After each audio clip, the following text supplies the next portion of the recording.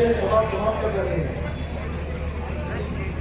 और इसलिए मैं स्टेज पर बैठे हुए सभी लोगों का नाम नहीं ले सकता और सभी हमारे समर्थन करने वाले सभी सम्मानीय नेतागण, बाहर से भी आए हुए हमारे सभी प्रमुख नेतागण और उपस्थित सभी भाइयों और बहनों,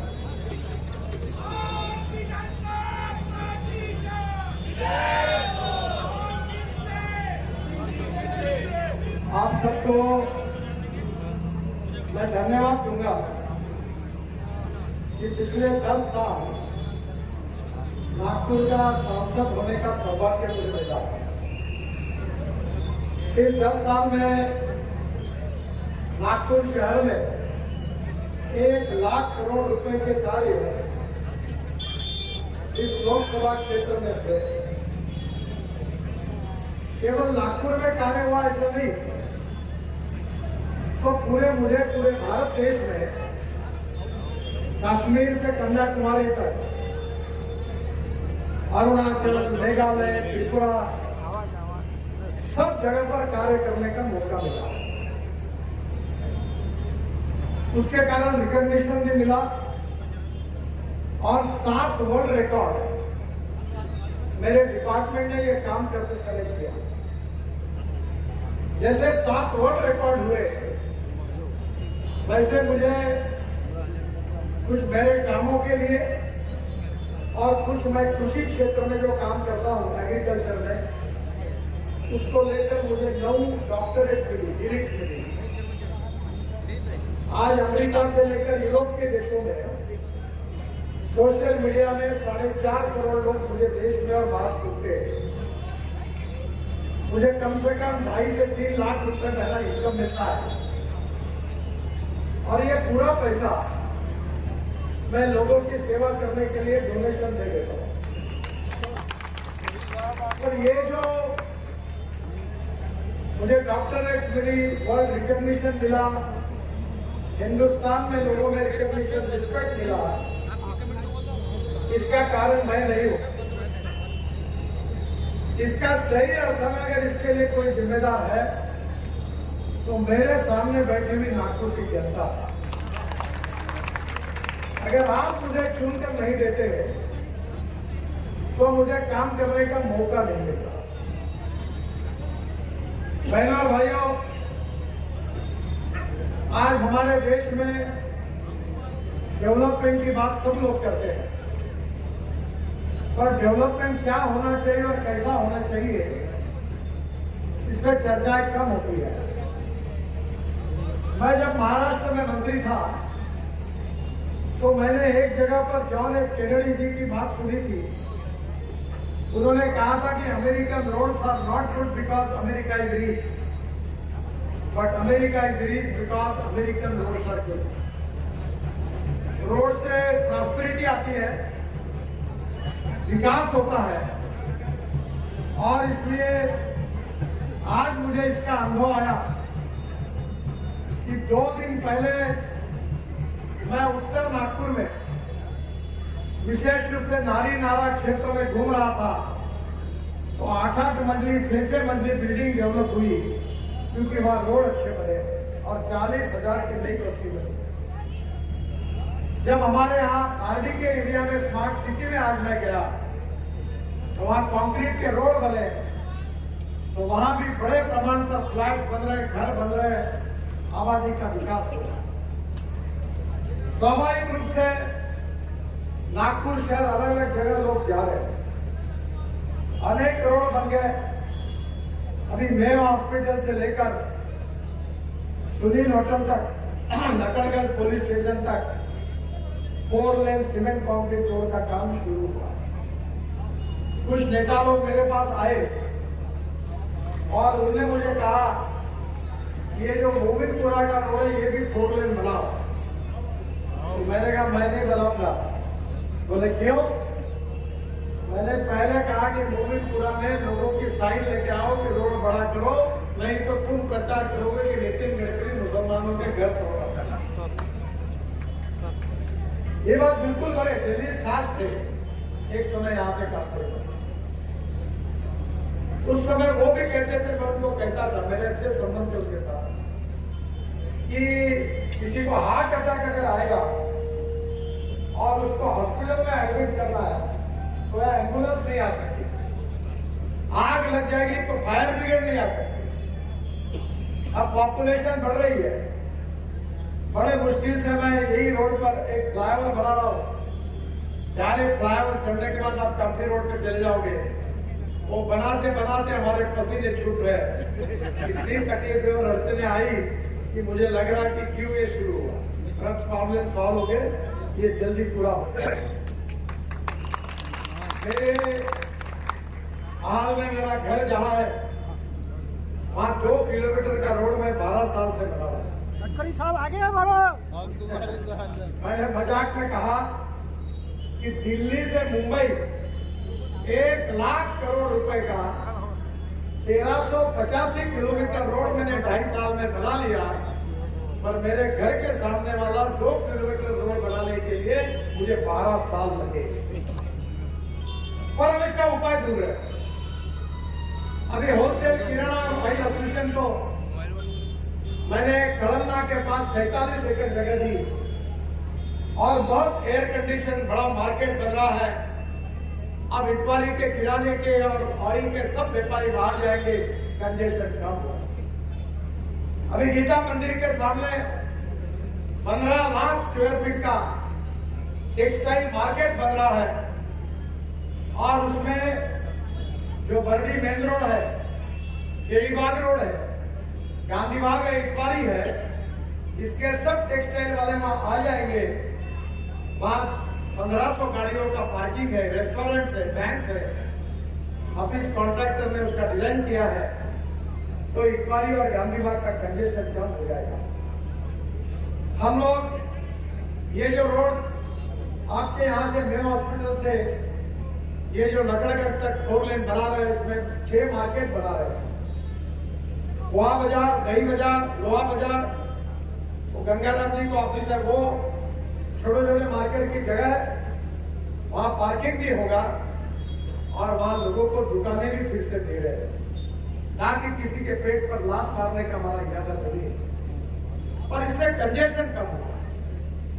और आज तो ऐसा है कि मैं शहीद चौक पर जो मेरी प्रचार फेरी निकली, 3 नल चौक से शहीद चौक तक, स्कूटर पे तो छोड़ो, पैदल चलना भी मुश्किल है, ऐसी स्थिति है। हम नागपुर को सुधारना चाहते हैं, हम नागपुर की प्रगति करना चाहते हैं, विकास करना चाहते हैं और सभी क्षेत्र में। और सबसे इंपॉर्टेंट अगर कोई पहलू है तो नागपुर के युवाओं को रोजगार मिलना चाहिए और रोजगार यही हमारी सबसे बड़ी समस्या है। हमने नागपुर में मिहान प्रकल्प जब शुरू किया तो कुछ लोगों ने इसका जरूर विरोध किया, पर आज मिहान में 68,000 युवाओं को रोजगार मिला है और मुझे खुशी है कि आपके मोमिनपुरा में से अनेक लड़के और लड़कियां मिहान में काम करने के लिए जाते हैं। और इस साल दिसंबर होने के पहले मैं 1 लाख का आंकड़ा पूरा करूंगा। एक मुस्लिम समाज के बहुत बड़े उद्योगपति है, बहुत बड़ा नाम है उनका वर्ल्ड में, अजीज प्रेमजी, विप्रो कंपनी के मालिक। वो एक महीना पहले दिल्ली में बंगलोर में रहते हैं, जलगांव जिले में उनका जन्म हुआ है।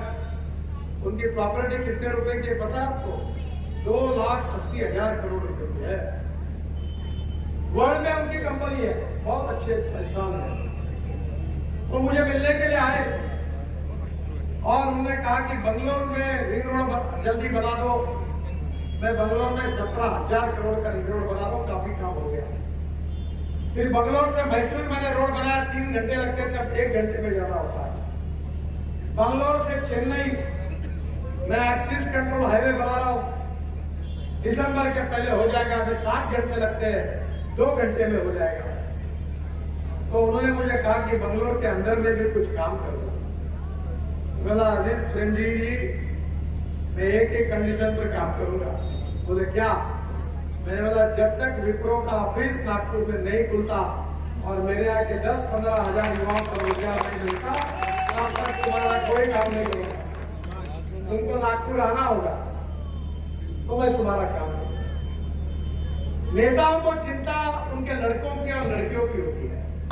यहाँ आके बड़ी बड़ी बातें करते हैं, पर पहला चुनाव आता है तो बोलते हैं मेरे लड़के को टिकट दो, नहीं तो लड़की को टिकट दो, नहीं तो मेरे पत्नी को टिकट दो, नहीं तो मेरे ड्राइवर को टिकट दो, और नहीं तो मेरे चमचों को टिकट दो। मैं उनमें से नहीं हूं।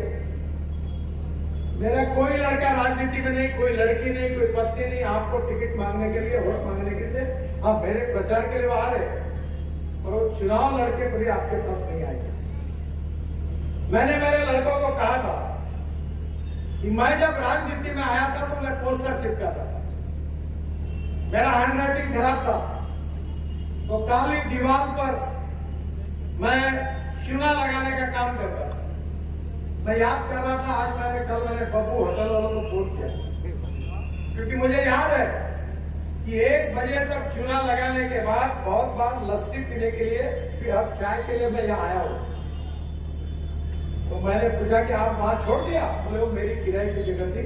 अब मैंने उन्हीं के होटल का उद्घाटन किया जो सेंट्रल रोड में बड़ा होटल बनाया। मैं आपको बताना चाहता हूं कि मैंने अपने लड़कों को बताया कि मेरी जो संपत्ति है वो तुम्हारी है, पर मेरी राजनीतिक विरासत पर अगर किसी का अधिकार है तो मेरे पार्टी के कार्यकर्ताओं का अधिकार है। उनमें से कोई मेरे बात चुनाव लड़ेगा, पर मेरे बेटे और पत्नी को ये धंधा मैं नहीं करूंगा। और वैसे भी मैं मुखर हूं, राजनीति में जरूर झूठ नहीं बोलता और साफ बात करता हूं। अब आपको मैं बता देता हूं, आप चिंता मत करिए, जो मुझे वोट देगा उसका भी मैं काम करूंगा, और जो नहीं देगा उसका भी करूंगा। 10 साल में मैंने 45,000 से ज्यादा हार्ट के ऑपरेशन किए। अब कितने मुस्लिम बंधु होंगे कि उसकी लिस्ट मैंने बनाई नहीं, मुझे बनानी थी। मैंने 350 लोगों को, जिनको पैर नहीं थे उनको पैर लगा के दिए, और मुझे आज वो लोग फुटबॉल खेल रहे और बुलेट चला रहे हैं। मैं चुनाव प्रचार के लिए टेका में गया था, और टेका मुझे इसलिए याद आता था कि मैं जब स्कूल में पढ़ता था तो साइकिल रिक्शा था नागपुर में, आपको याद होगा साइकिल रिक्शा। तब मुस्लिम समाज के करीब और दलित समाज के 70 से 80% लोग साइकिल रिक्शा चलाते थे। तो मुझे याद है कि मैं जब मंत्री बना, मुझे याद है एक बात कि मैं मेरी माँ के साथ, बहन के साथ जब रेलवे स्टेशन पर आता था तो बहन से बैठकर साइकिल रिक्शा में बैठकर मैं वो लकड़े के पार्टी पर बैठता था। तो कोरोना था, कोरोना का जूते वालों का दुकान तिलक पुतले पर एक डॉक्टर सेन थे, और बीजेपी और कम्युनिस्ट पार्टी का कार्यालय था, वहां ऐसा चला हुआ है। तो रिक्शे वाला बेचारा ताकत लगा के 4 लोग बैठे रहते थे, उसके शरीर से पसीना निकलता था। वो देखकर तब से मेरे मन में आया कि कितना गलत है। मैं मंत्री बना 2014 में। 1 करोड़ लोग आदमी को ढोने का काम करते थे। करीब 50 लाख लोग 1 क्विंटल का बोरा अपने पीठ पर रखकर मार्केट में घूमते थे। मैंने स्पेशल बिल लाया, मेंटेनेंस ड्रिवन ई रिक्शा और ई कार्ड लाया, और मुझे आज जब कोई पत्रकार पूछता है कि तुम्हारे जीवन में कौन सा अच्छा काम हुआ है, तो मैंने बहुत हाईवे बनाए, दुनिया में मेरे को लोग जानते हैं। मैंने मुंबई में समुद्र में वर्ली बांद्रा सीलिंग प्रोजेक्ट बनाया, मुंबई पुणे एक्सप्रेस हाईवे बनाया, अभी तो 40 एक्सप्रेस हाईवे बना था। आप कोई भी स्टेट में जाइए, किसी भी ड्राइवर को पूछिए, किसी भी रेस्टोरेंट वालों को पूछिए, वो आपको बताएगा। अभी तो लोग मुझे बता रहे हैं कि हम नागपुर से आए, ऐसा बताया अरुणाचल में, तो टैक्सी वाले ने कहा तुमसे पैसे ले लूंगा। जब श्रीनगर में ढाबे पे खाना खाने लगे, खाना हुआ, बिल देने के लगे, बोले पूछे कहाँ से आए, बोले नागपुर से। बोले नितिन गडकरी को जानते क्या? बोले जानते हैं। बोले आपसे पैसे नहीं, मेरा धंधा उन्हीं के बदौलत बढ़ा है। जब ये रिक्शा वालों की बात आई तब मैंने जो कानून बनाया, और आज मुझे खुशी है कि आज देश में कहीं आपको साइकिल रिक्शा नहीं दिखता। आप आसाम में जाओ, बंगाल में जाओ, झारखंड में जाओ, वहां तो और प्रजाति ऐसा कंधे पे रख के इंसान लोगों को खींच रहा था। मुलायम सिंह यादव जी ने पार्लियामेंट में और सभी सांसदों ने मुझे कहा, मेरे को धन्यवाद दिए। और मुलायम सिंह जी आज जिंदे नहीं है। उन्होंने कहा, नितिन जी आपने डॉक्टर राम मनोहर लोहिया जी का सपना पूरा किया। डॉक्टर राम मनोहर लोहिया कहते थे मैं जिंदगी भर इस रिक्शा में नहीं बैठूंगा। दीनदयाल उपाध्याय कहते थे कि ये प्रथा जिस दिन बंद होगी वो इस देश का सुनहरा दिन होगा। ये शोषण का प्रतीक है, ये गरीब व्यक्ति के शोषण करने वाला ये व्यवसाय है। और मुझे खुशी है कि वो 1.5 करोड़ लोगों को मानवीय शोषण से मैंने मुक्त करने का जो काम किया है वही मेरे जीवन का सबसे अच्छा काम। और आज नागपुर में टेका में जाके मुझे याद आया, अब टेका में शायद कोई रिक्शा वाला नहीं मिलेगा क्योंकि परिस्थिति बदल गई। मैं आपको एक बात बताता हूं कि आपको अगर कभी आपके कौम का विकास करना है तो शिक्षा का प्रसार होना चाहिए। मैं थोड़ा सा मेरे भाषणों में अंग्रेजी में भी बोलता हूँ, हिंदी में भी बोलता हूँ, तो मैं 2 चीजें बहुत कहता हूँ कि innovation, entrepreneurship, science, technology, research scheme, we name it as a successful, we name it as a knowledge and conversion of knowledge into wealth, ये हमारा भविष्य है। Innovation, education, research, science, technology, ये ज्ञान है और इसका कन्वर्शन वेल्थ में करना, यही हमारे प्रगति का लक्ष्य है। मैं जब महाराष्ट्र में विधायक था तो मेरे को कोटे में हर एमएलए को इंजीनियरिंग कॉलेज मिला, मुझे मिला। मेरा कोई इंजीनियरिंग कॉलेज नहीं, बीएड कॉलेज नहीं, डीएड कॉलेज नहीं, प्राथमिक शाळा नहीं। अर्धा पगार तुम्ही, अर्धा पगार आम्ही, कांग्रेस वाल्याची रोजगार आम्ही, ये धंधा मैं नहीं करता। तो ये इंजीनियरिंग कॉलेज मैंने बुलाकर अंजुमन इस्लाम को दिया। कल रात को मैं शांतिनगर में एक मीटिंग में था तो वहां के ट्रस्टी ने मुझे बताया, साहब आपके कारण 14,000 मुस्लिम लड़के और लड़कियां इंजीनियर बनी क्योंकि आपने कॉलेज किया। और मैं अगर सही कहूं तो एक कॉलेज नहीं, आपके कौम के लोगों ने सोचना चाहिए कि ऐसे 4 इंजीनियरिंग कॉलेज आपने खोलने चाहिए और बच्चों को अच्छी तालीम देनी चाहिए, तब तक आपका विकास नहीं हो सकता। क्या मिला? चाय की टपरी, पान ठेला, कबाड़ी का दुकान, ट्रक ड्राइवर, क्लीनर, कोई प्लास्टिक वेस्ट करता है, कोई लोहे की वेस्ट करता है, कोई ड्राइवर, कोई डीलर, कोई वेल्डर, कोई और कोई धंधा मिला है? चुनाव के राजनीति में बहुत से नेताओं ने और पार्टियों ने पूरा किया। आप किसको वोट दोगे ये प्रश्न महत्व का है, आपका हित किसमें है, आपका कल्याण किसमें, ये सोचो। और जब तक ज्ञान को प्राप्त नहीं होगा तब तक आपका विकास नहीं होगा। अभी ताजबाग का विकास हुआ तो मैंने कहा कि यहाँ बाबा ताजुद्दीन बाबा के नाम से हम मेडिकल कॉलेज करो, 400 बेड का कॉलेज बनाओ। यहाँ के बच्चे, लड़कियां डॉक्टर बनने चाहिए, नर्स बनने चाहिए, कंपाउंडर मिलने चाहिए और यहाँ के गरीब लोगों को निःशुल्क में सेवा मिलनी चाहिए। कोविड का समय है, कोविड के समय कैसी परिस्थिति थी?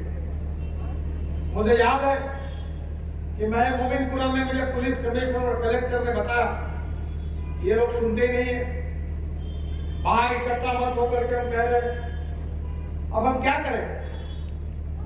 मैंने बोला आप ऐसा करिए, प्रेम से समझाइए। अगर उनके हित के लिए अगर आप जबरदस्ती करोगे और नहीं मानने दोगी तो उसमें क्या मतलब है? आप अनाउंसमेंट करिए, टीचर्स को बाहर निकालिए, डॉक्टर को बताइए कि कोविड फैल रहा है।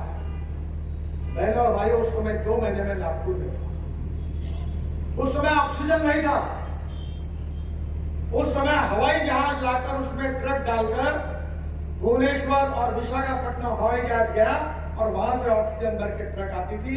केवल नागपुर के सब प्राइवेट डॉक्टर मेयो से लेकर सब जगह ऑक्सीजन भरते थे और तब ऑक्सीजन आता था तो लोगों की जान बची। हमने विदर्भ में ऑक्सीजन दिया। एक वेंटिलेटर की कीमत 7 लाख रुपए होती है। मैंने लोगों से आह्वान किया और करीब 500 वेंटिलेटर लाए। ये मेयो हॉस्पिटल में यहाँ की डॉक्टर मेरे घर पर आई, oxygen concentrator, BiPAP, ventilator Mayo hospital में दिए। ये ऑक्सीजन का प्लांट मैंने बना के दिया, मेडिकल में बनाया, एम्स में बनाया, अमरावती के पंजाब नेशनल मेडिकल कॉलेज में बनाया, पूरे विदर्भ में बनाया। फिर दवाई वालों ने अच्छा काम शुरू किया, रेमडेसिविर का ब्लैक मार्केट चालू हुआ। मेरे पास लोग आए कि 12-12 हजार रुपए का इंजेक्शन मिल रहा। अनेक लोग मरने के कगार पर थे। मैं हिम्मत नहीं हारा। उसी समय मेरे एक दोस्त का कोविड में मृत्यु हुआ। मैं बहुत दुखी हुआ और मैंने तय किया ये रेमडेसिविर बनाएंगे। रेमडेसिविर बनाया, वो भी गरीबों को दिया, पूरे हिंदुस्तान में भेजा। फिर कोविड के कारण लोगों की आंखें जाने लगी, फंगस आया, उसकी दवाई नहीं थी। 30-40 डॉक्टर मेरे पास आए, डॉक्टर रोने लगा कि लोगों के आंखें जा रहे, हम देख रहे कुछ कर नहीं पा रहे। हमने फंगस के इंजेक्शन बना। बहनों और भाइयों, मैं राजनीति में केवल पावर पॉलिटिक्स नहीं समझता, मैं सामाजिक कार्य करता हूं और इसलिए मेरे पास जो भी लोग आते हैं मैं उनकी सेवा करता हूं और सेवा इस भाव से नहीं करता हूं कि मेरे को वोट दे। मैं गढ़चिरौली आदिवासी क्षेत्र में 1800 एकड़ विद्यालय चलाता हूं, वहां तो कोई मेरा वोटिंग मिलने वाला नहीं है। जो मेरी जिंदगी वो खुला किताब है, जो मुझे पढ़ता हूं मैं करता हूं, जो करता हूं बोलता हूं और जो बोलता हूं वही कहता हूं। मेरा तो आपको यही कहना है कि लोग अलग अलग प्रकार के घूमेंगे, वो तो आने वाले हैं और सभी बातों में है। देखो पति और पत्नी में थोड़ी रिलेटिविटी होती है, भाई भाई में भी होती है। तो शायद कुछ मतभिन्नता आपके पास हो सकती है, मेरे बारे में हो सकती है, भारती के बारे में हो सकती है, पर 10 साल का मेरा काम आपने अनुभव किया है। मैं जातीयवाद, सांप्रदायिकता, जात, पंथ, धर्म, भाषा, सेक्स इसके आधार पर काम नहीं करता। मेरे पास अगर कोई जात वाला आता है तो मैं उसको खुले रूप से कहता हूँ, जो करेगी जात की बात उसको कस के पड़ेगी लात।